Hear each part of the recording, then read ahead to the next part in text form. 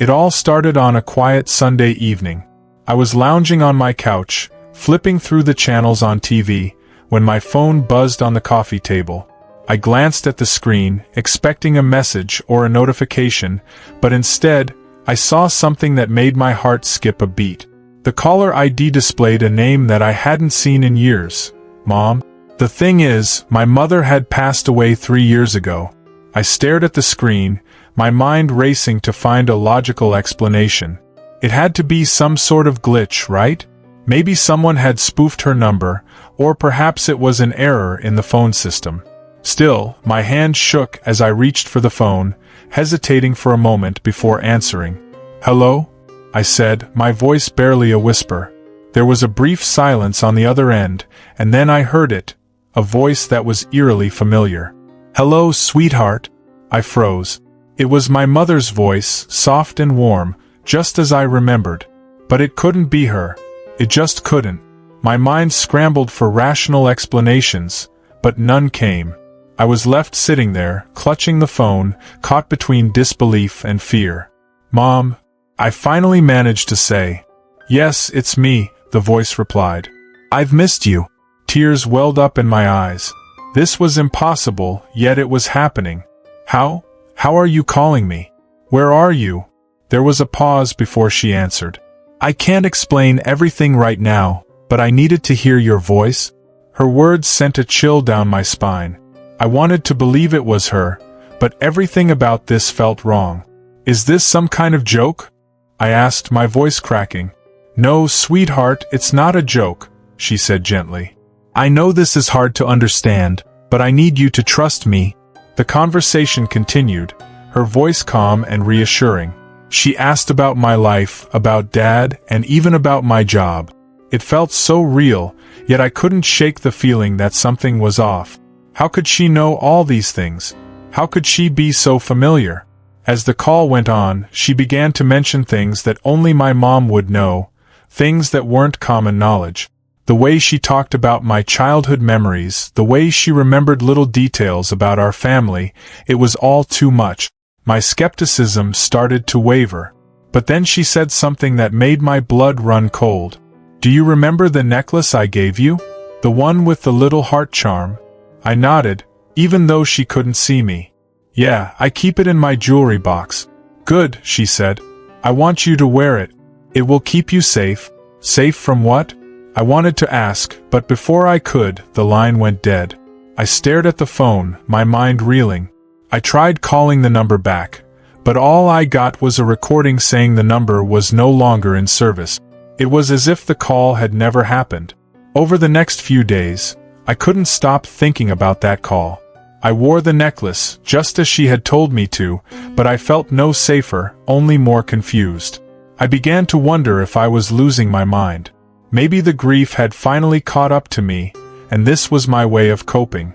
But then strange things started happening around the house. Objects would move on their own, lights would flicker, and sometimes, in the middle of the night, I'd hear faint whispers coming from the other rooms. It was as if someone, or something, was trying to reach out to me. One night, I was jolted awake by the sound of my phone ringing. I grabbed it off the nightstand, heart pounding, and saw the same familiar name on the screen. "Mom?" Trembling, I answered. "Hello?" Her voice came through again, this time more urgent.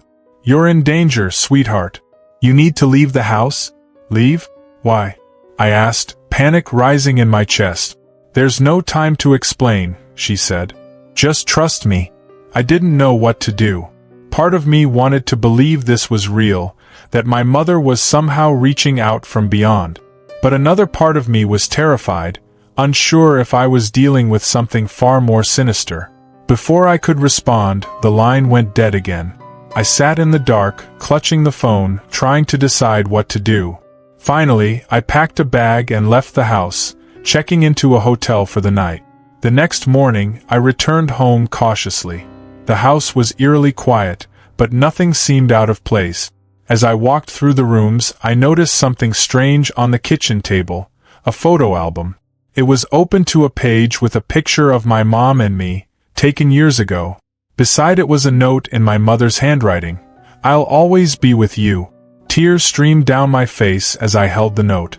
I didn't know what had happened or how it was possible, but I felt a sense of peace.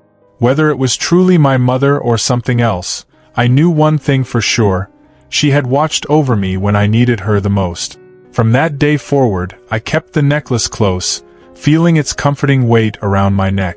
The strange occurrences ceased, and life slowly returned to normal. But every now and then, I'd glance at my phone, half expecting to see her name again.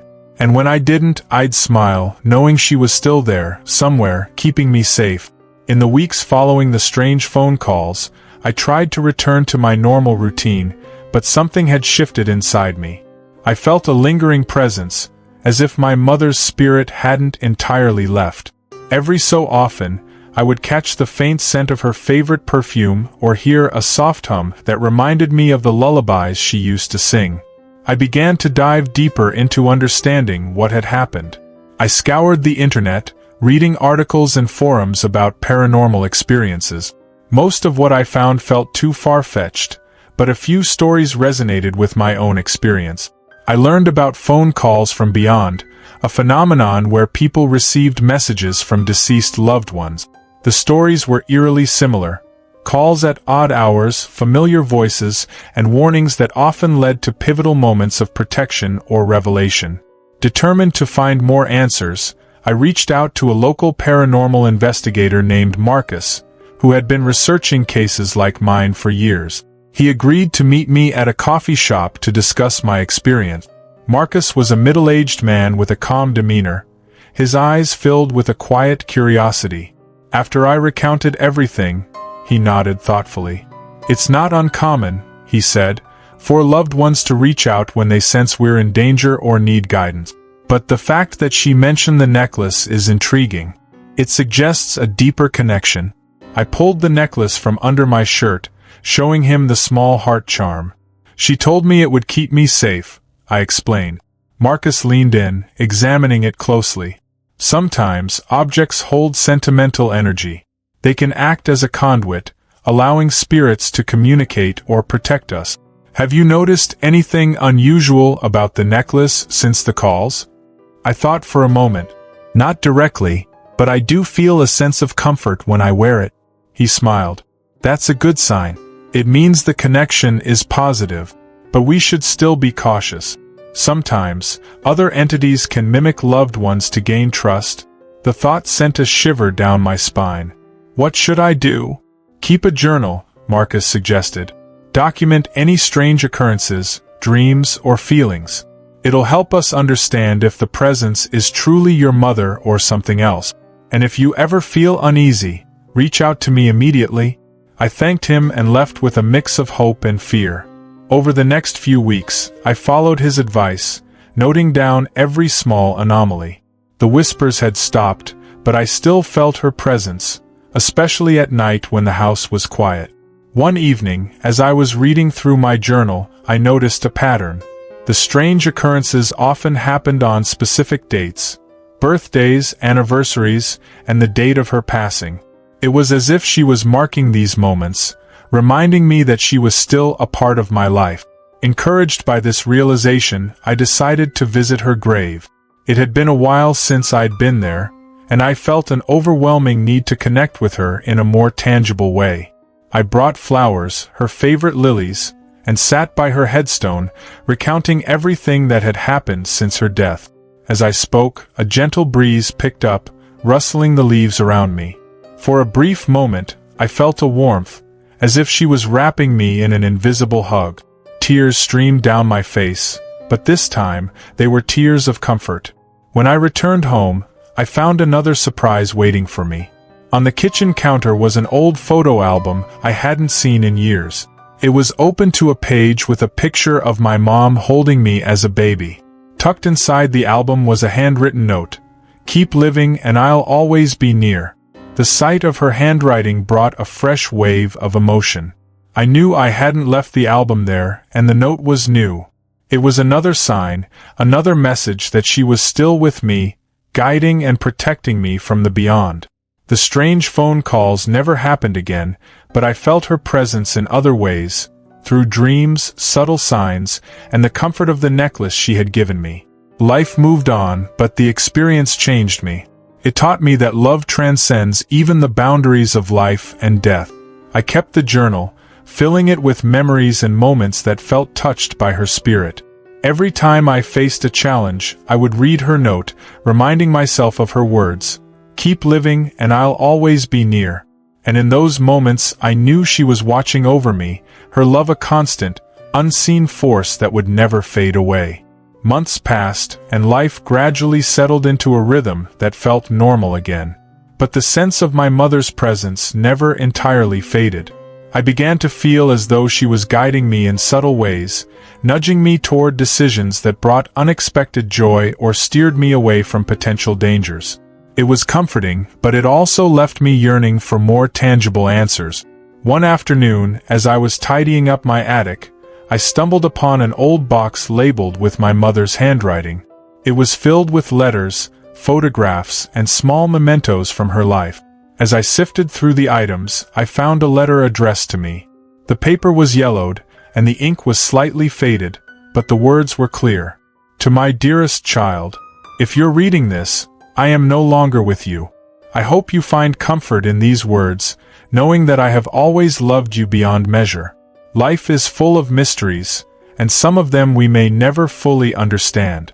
But remember, love is the strongest connection we have, and it transcends everything. I'll always be by your side, even if you can't see me.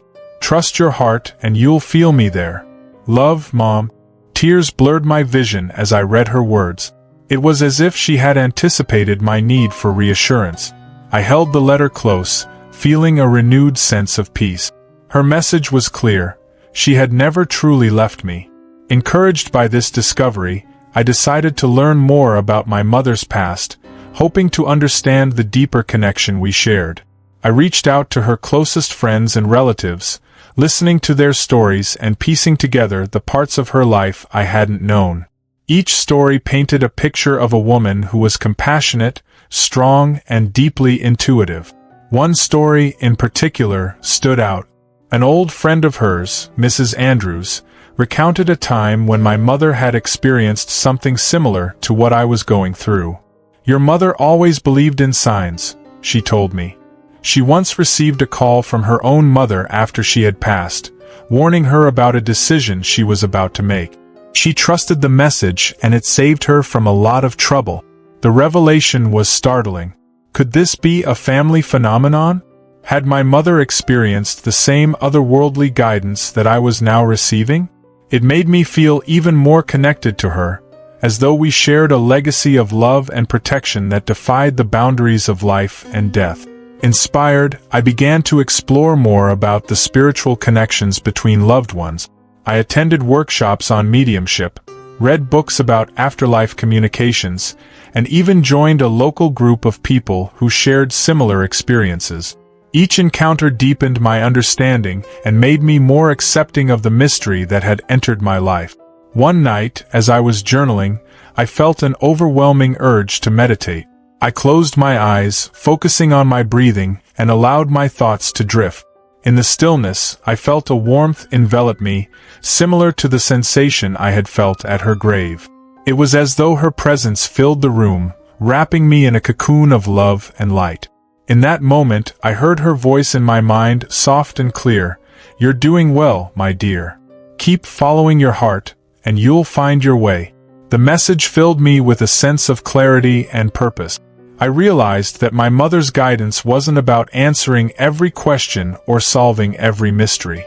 It was about trusting the journey, embracing the unknown, and living with an open heart. From then on, I approached life with a newfound sense of wonder. I didn't fear the unexplained anymore.